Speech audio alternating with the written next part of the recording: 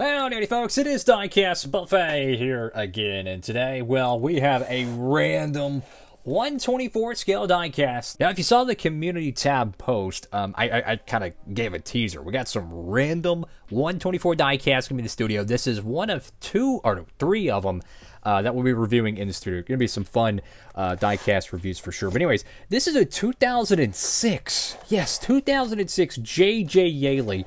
And I freaking love this paint scheme. I love it. I wanted to do a diecast review on it. This is the dark days of the 18 car.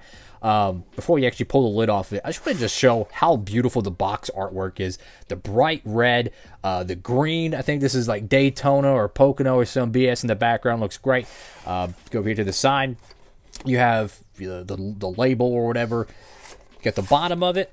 Action Racing Collectibles. It's incredible how much different and how small the actual 1/24 packaging is compared to nowadays. Like, this box is thinner, which I don't know if that's good or bad, because it's less cushion in case, you know, it gets dropped. But I wanted to show this right here. This is the one of 3,000. So only 3,000 of these were actually produced. And we're going to go ahead and slide off the top again. I freaking love these boxes. They're literally like a shoe box. And then you have the foam insert, which is something we don't get anymore. And bam, there's a diecast inside. Let's see what she looks like, fellas. Holy cow, man. Does this paint scheme look awesome? Yeah, I know JJ Yeley airballed in the 18 car. That's besides the point. This paint scheme is beautiful, and I guarantee if you took this thing outside and put it in that sunlight, this thing is probably going to just be fluorescent almost. Oh my goodness, what a beautiful looking diecast. I wanted to get a shot on the spinny thing. This is such a cool diecast, man. I can't believe they only made 3,000 of these things. We'll be doing a full detailed review on this. Now, I want to say before we dive into this review, I have never had or done a review on a 1/24 scale Gen 4 car with this level of detail. I've only done the Winter Circle line of cars, which doesn't have hood opening, no roof flaps, and obviously no trunk detail. So I'm excited. Let's go ahead and hop to it. Alrighty, folks, and here we go into today's diecast review. I just cannot say how beautiful the paint job is on this. They did a remarkable job on this diecast. And think about that. It's just a diecast, right? You think they wouldn't put too much detail into a car like this, but it's almost like automotive grade paint jobs they did on these cars back then. The quality is just insane. And what's funny is they were actually much cheaper than nowadays diecast. This is a beautiful, beautiful piece, man. I can't wait to do a full review on it. I've never did a review on these detailed 1/24s, and I see why people say these cars are crazy cool. I mean, look at this. Trunk opens. Roof flaps engage. The hood opens too, which we'll be getting to that shortly. I love it. Now, there is one little bugaboo that I'm seeing with this car, and that is the center plastic point right here. Now, plastics, for the younger fan out there, there are different chemical mixtures and oil mixtures, so they all age and change differently. This right here, the middle post, and it appears to be some of the roll bars, were a different shade of mixture of plastic, or this portion of the car was exposed to either more temperature, less temperature, or just sunlight. Considering everything else doesn't look sun bleached, I would imagine it's actually the chemical mixture within the plastic that changed it, because I don't see any yellowing anywhere else. So that's something I could paint and change if I wanted to. Look at the dashboard detail. You ever wonder what the color of a NASCAR dashboard was in the 2000s? That's a pretty good example of it. So you got the hood right here, which oh my goodness, this thing's like, what the heck? Oh, it actually opens without you having to poke it. What the biff? That's actually pretty cool. So you got Interstate batteries right there underneath the hood. You can even see the grooves and the detail on it. Fantastic. Look at the engine detail. I mean, I'm not fronting when I say these things are incredible, guys. And what's hilarious is these things are overproduced to the cows come home. There is literally tens of thousands of these things that are like dirt cheap. Circle B Diecast, they have their previously owned collection. They got a buttload of great 1/24 diecasts. Great 1/24 diecast from the Gen 4 era. And they're freaking cheap, man. I love it. And the detail you get is just second to none. I mean, This is incredible. It looks like, yeah, that's like an actual fiber style hose right there with that engine. I mean, my goodness, look at the detail. You got the springs. Look at that. The sway bar, the strut arms. These things are incredible, my dude. Now, this is the Action Racing Collectibles 124 mold. This isn't one of the other ones that they've had, like Team Caliber or whatnot. Oh my goodness, I wouldn't be surprised the freaking fan spins in these things. That's how crazy it is. And yeah, look at the steering wheel. It actually moves. It's incredible, guys. Beautiful, beautiful diecast. It's got the front of the car, got Monte Carlo SS. They added the little SS thing in 2006 for 2006 and 7.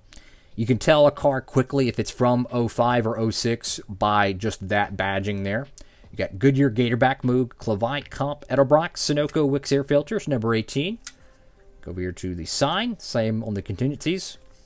Now, if you think that these cars don't have enough detail in them, check out what's underneath the tire. They actually have, oh, look at the undercarriage. Oh my gosh, that's beautiful. They actually printed the brand new sticker tire decal underneath the Goodyear tire. Like, you talk about the most irrelevant details they actually put into these cars. It's incredible. I mean, these things are works of art, my dude. It's got Goodyear there, MB&A. That's an old school sponsor. I think they became, no, they didn't become Ally. That was GMAC. I forget what MB&A became. Got Checkers, Rallies, 3M, Mac Tools, Holly, EA Sports, Jessel, Gillette, Autometer, Mechanics Work, Commit, Budweiser, Rebestos, Nextel, NASCAR Race Car, got JJ Yeley, Cintas, Coca-Cola, DLP, Interstate Batteries, ConAgra Foods. They had a sponsorship for Bobby Labonte in 2005, and the Busch Series, got the number 18. Got a bunch of smaller decals here, UGS, Doosan, Mac Tools, Sherwin-Williams Food Line, not sure what that is, Interstate Batteries, DLP, Texas Instruments, and Wix Air Filters. Now, this paint scheme is, it's very similar, obviously, to the Bobby Labonte paint schemes, but it's a little bit more simple. You know, it's kind of a modern refresh, so to speak. I still prefer the Bobby Labonte ones more, though, but I don't know. I love Interstate Batteries cars. You got John 316 on the back, tail light, got number 18, Interstate Batteries. Got the Chevrolet joint right there, very, very cool. Check this out. Oh, look at that. Look at the detail on the freaking trunk. That is all casted die-cast metal, and it's also painted too. Incredible detail. Look at this. You even got the gas joint that connects over here, which I wouldn't be surprised it actually is like there's a hole in the metal and it connects to it. I don't know if that's exactly the case, but I wouldn't be surprised. You have the roll cage that like goes around the fuel tank. You have a clear plastic tube. I mean, the most ridiculous amount of detail they would put on these die casts is incredible. And just when that's not enough, the whole bottom of this car is freaking metal. That is incredible. It's all plastic nowadays. Look at all the BS they put on this car. All the little dinks and dunks. They got freaking springs on this thing. You have that, like, heat-treated metal coating style paint right there, you know. Look at all the suspension parts. I mean, like, this is ridiculous how much detail is on these things. And to think that these things are so overproduced that you could literally buy almost any driver's paint scheme from the 2000s. You could throw it in a river and there would still be thousands of them dirt cheap. I'm not kidding you. Like, the 2000s era of die-cast collecting right now is perfect because everything's overproduced. People want to get rid of it. So guess what? You can get it dirt cheap. Will it be like that 30 years from now? No, it won't. But right now it is. So enjoy it because it's an era of collecting that, you know, if you were a kid in the 2000s, congratulations. A die cast like this would probably run you $60 to $70, which is probably around $80 to $90 nowadays. Guess what? These things are like $30. It's crazy. Go to the top of the car. Again, you have the roof flaps. Now, one thing that bugs me a lot about the newer cars is the roof flaps. They rattle a lot and they don't stay in place. Now, I haven't seen all the different manufacturers of the 124s and how they did it, but they did rattle a lot like this. However, these are probably more secure than the Lionel ones because the Lionel ones sometimes can actually slide out. And for the newer fan out there who's never taken one of these apart, the way they're installed is there's a plate underneath the roof. So the roof is right here. There's a plastic plate. And the roof flap basically is pressed between the metal casting of the car, the plastic plate underneath it, and it hinges. So it locks it in place, if that's simple enough. Well, anyways, on the Lionel cars, it's looser. And these things can actually be pulled off sometimes. And this is a DIN number 1303, so just about a mid-production Chevrolet Monte Carlo. And I wouldn't be surprised this thing was made in 2005, even though it's a 2006 car. Because back in those years, when you showed up to Daytona, the teams, NASCAR, all the merchandising people, they said, we want our crap at Daytona immediately. They wanted it well before then. If they went to Daytona and there wasn't J.J. Yeley stuff, someone's having a cow, okay? They made sure all their crap got there well before not the Roar, I'm thinking of sports car racing. the freaking, the Daytona preseason tests, back when they used to do those. That crap had to be manufactured on the boat, coming to the States well before then, right? They wanted to have everything at the racetrack, so when they're showing up for the Daytona 500, everything's ready to go. And it's really a time capsule of an era gone by, because you look at the car, I mean, if it wasn't for fingerprints, this thing's mint in the package, right?